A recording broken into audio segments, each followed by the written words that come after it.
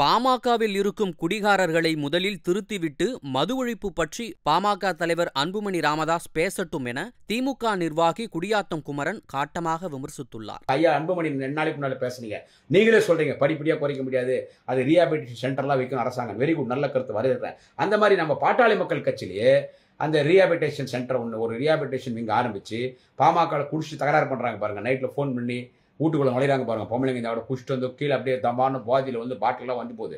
அப்படிப்பட்ட பாமக கூட்டினு வந்து உட்காரிச்சு அவங்களுக்கு பாமக எத்தனை நல்ல டாக்டர்ஸ் இருக்காங்க. First of all Anbumani you are very good doctor, your father is a senior doctor.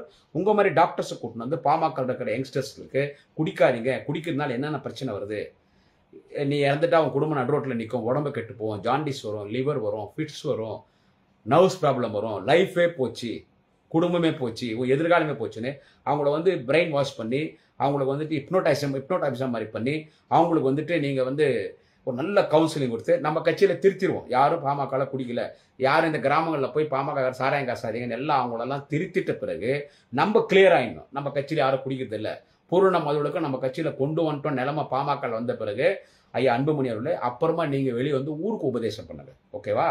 First உங்க கட்சிக்காரன் குடிச்சிட்டு பண்ற தகராறு என்னன்னு எனக்கு தெரியும். என் வீட்டுல குடிச்சிட்டு வந்து கீழே வந்தான், பாட்டிலாம் வந்து குடிச்சு குடிச்சிட்டு தான் வரானு, குடிச்சிட்டு தான் பேசுறாங்க. அதிகமா குடிக்கிறது உங்க கட்சியில் இருக்கிறவங்க. நான் உங்க கட்சியை டேமேஜ் பண்ணணுன்றது இல்லை, எல்லாரும் குடிக்கிறாங்க. நான் ரொம்ப விஷயம் ஓப்பனா பேசுறேன். எல்லாரும் குடிக்கிறாங்க, எல்லா கட்சிக்காரும் குடிக்கிறாங்க.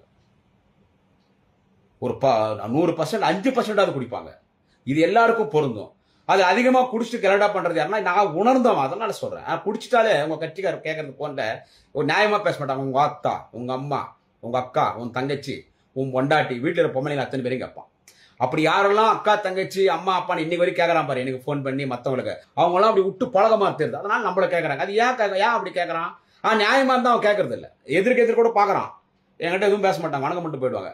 அந்த உள்ள சரக்கு போச்சுன்னா பல வகையான சரக்குகள், சாராயங்கள், கல்லுகள், ஜின்னு, பின்னு, வைனு இதெல்லாம் உள்ள போகும்போது அவன் ஆட்டோமேட்டிக்கா மாறிடுறான். அது அவனை மாத்துது. அதனால மரியாதைக்குரிய ஐயா அன்புமணி அவர்களே ரொம்ப டீசெண்டா I am keeping this request for you in my live speech.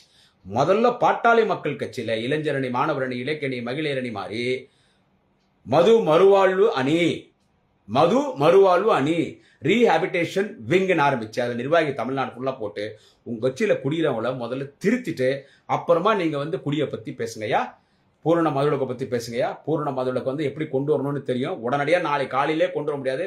அது அன்புமணி நீங்களே சொல்றீங்க, நல்ல கருத்து. நீங்களே 2 நாள் முன்னாடி பேசுனீங்க.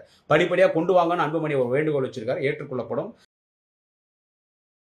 செய்திகளை உள்ளது உள்ளபடி தெரிந்து கொள்ள ரெஃப்ளெக்ட் நியூஸை சப்ஸ்கிரைப் பண்ணுங்க.